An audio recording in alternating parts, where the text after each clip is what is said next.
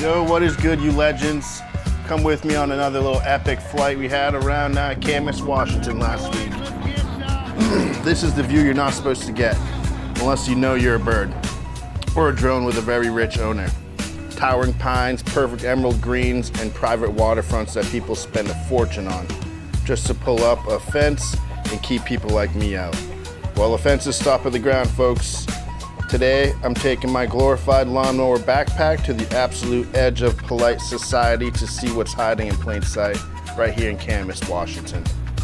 When I say edge, I mean the legal definition of the word. A few feet in the wrong direction, a poorly timed sneeze, and the whole thing goes from a jaunty adventure to a federal offense. The mission? To fly the razor-thin, neurotically planned line between public airspace and private playgrounds without breaking a single solitary rule. There's no feeling on earth quite like this. The freedom, the moment your feet leave the ground and you are no longer bound by earthly tethers, traffic jams, or those passive-aggressive, please keep off the grass signs. Paramotoring is the closest I think any of us can get to that childhood dream of personal flight, especially if your childhood dream involved a giant fan strapped to your back. It's just you, a wing that looks surprisingly suspicious, like a giant's laundry, and a motor that sounds like an angry hornet's nest. The entire sport, for a solo pilot like me, lives in a dusty corner of federal aviation regulations called Part 103. It's basically the FAA's pamphlet to how to tolerate your weird nephew who glued an engine to a kite. We're called ultralight vehicles, which is a fancy way of saying we get to fly without needing a pilot's license, aircraft registration, or medical certificate. This makes the sport shockingly accessible. The trade-off? We have to kind of behave. We're on aviation probation, and we have to fly within some very strict, but sometimes very vague limits. For one, we're mostly vampires of the day, limited to flying during daylight hours.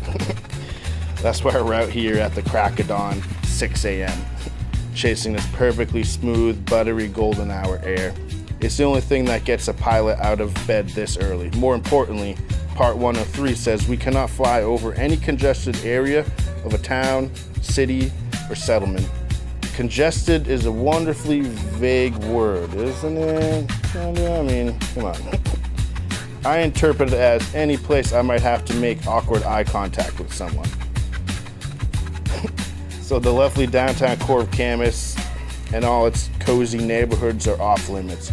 We have to stick to the edge, like a weird cousin at a family reunion.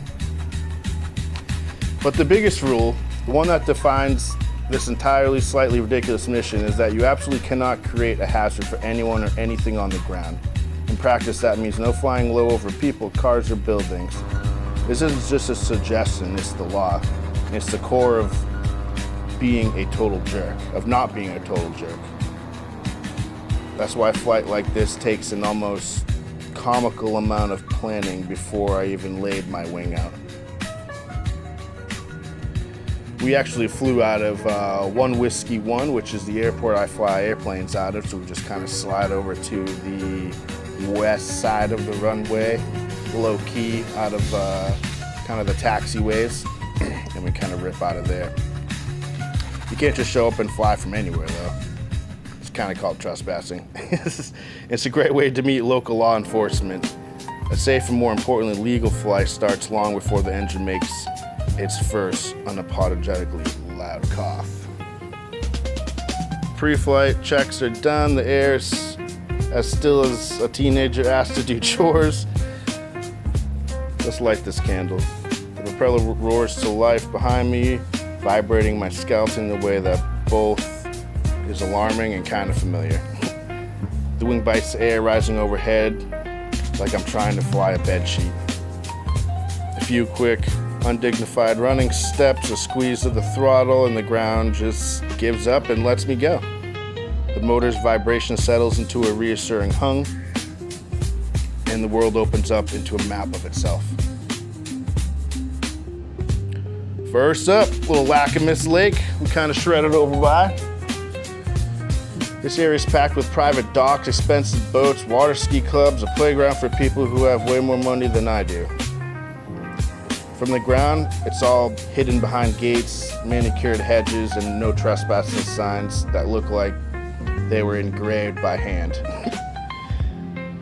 But from up here, it's a whole different story. Now let me be crystal clear, because the FAA might be watching. The goal is not to buzz skiers or annoy the brunch havers off their decks. That would kind of be illegal. Irresponsible and a textbook jerk move. The plan is to fly parallel to the shore, staying safe in a corridor of the Class D. We actually have to stay underneath Portland's airspace in most of Camas, which is, I forget if it's 1,800 or 2,000 right in that area. Actually, I got this sectional right in front of me. Yeah, in that zone we're flying is 2,000 actually. We gotta stay right below that. This lets me capture those incredible look but don't touch views from a perspective almost no one ever gets. The Cascade Mountains are kind of off in the horizon. Water's like glass, little green, it's pretty epic. After we skirted over the lake, we kind of shot down over into Camas Meadows Golf Course. This place is stunning. An 18-hole championship public golf course surrounded by forests and wetlands, known for being one of the most beautiful in the region. But for a paramotor pilot, golf courses are a legal minefield. They look like big, gorgeous open fields that are just begging to be flown over. They are a siren song of perfectly manicured grass, but they're private property. More importantly, flying directly over a golfer who is in the middle of a delicate, rage-filled putt is a massive violation of Part 103. It creates a hazard, ruins a $5 golf ball's day, and gives out entire sport a bad name. So how are we going to do this without getting shouted at or arrested? Well, realistically, just don't touch the ground. Make sure no one's actually putting. At these hours, 6:30, we probably flying over that zone. No one was even golfing. Everyone's just cutting grass. A couple of the groomskeepers are out there getting it in. So fly low here and there, a little dropping in, but try not to create any problems. Especially if I saw golfers out there, I would not be dropping down into the grass. I golf a little myself, and I would think that'd be epic. But someone like my father might not. Dropping down low, I'm flying right along the edge. My wingtip is practically tracing the property line on an invisible map. One bad gust of wind, one hiccup from the motor could push me over a maintenance shed or a golf cart. That would be technically a violation. This is all about precise throttle control, reading the air, and trusting gear that is fundamentally a piece of fabric and a motor. The air is so smooth you could almost let go and just hang there. I can see every contour of the fairways, the glassy ponds that have swallowed thousands of golf balls. Hypnotizing patterns the mowers left in the grass that morning. This is it. This is the view we're meant to see. It's like flying over a giant living painting that costs $75 a round to walk on. And the best part, we're doing it completely by the book. Just proves you don't have to break the law to have an incredible adventure. You just have to be smart, be respectful, and be willing to make slightly awkward phone calls to golf courses, if you really want to. The thrill isn't in getting away with something, it's pulling it off. It demands this much neurotic precision. The sun starts breaking through the clouds, getting a little higher, which means the air's starting to get a little bumpy. It's time to head back. I barely made it back with enough gas, mind you. Just beelined it straight back to the airport. The flight back is always more reflective. The adrenaline of the main event is gone. You can just relax, soak it in, and start thinking about what's for breakfast. I let the trims out on that Hadron XX, and the thing just kind of rocket ships back. Just leaves everyone in the dust, set up my nice landing. And I think Gabe landed right behind me on this truck that day. One of the guys. It's easy for people to see a guy with a fan on his back and think It's the wildest west of aviation, a chaotic free-for-all, and in some ways it is. It's a type of freedom that's getting pretty rare. You don't need a license, and the gear, while not exactly cheap, is a world away from the cost of a traditional plane.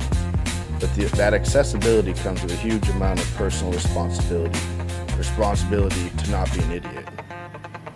Flying almost illegal isn't about being reckless. It's not about seeing how much you can get away with. It's about flying so precisely and with such a deep, lawyerly understanding of the rules that you are without a single shadow of a doubt on the right side of the line. It's about proving that freedom and responsibility aren't opposites. They're two things of the same weird, lawn flying jet.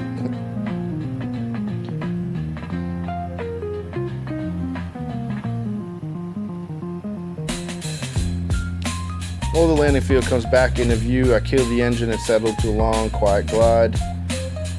The only sound is the wind rushing through the lines of the wing. It's so peaceful. Perfect touchdown, gentle stumble, right back to where I started. Engine off, the sudden silence is always a little jarring, like the credits rolling after a loud movie. We did it. We flew the line. We saw some incredible stuff from a perspective that felt almost forbidden. And we did it all without bending a single rule. It took planning, precision, a healthy, close dose of what's the worst that could happen. Nerve, but man, was it worth it.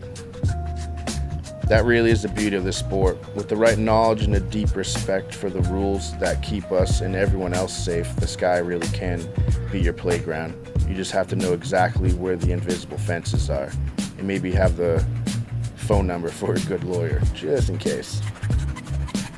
If you love this legally ambitious adventure and want to see where we push the boundaries of responsible aviation next, make sure you hit that subscribe button. We have so many more missions planned, and let me know in the comments what's the one forbidden place you'd love to see from the air, legally and respectfully. Thanks for flying with me. See you in the sky soon. Do epic stuff and stay legend.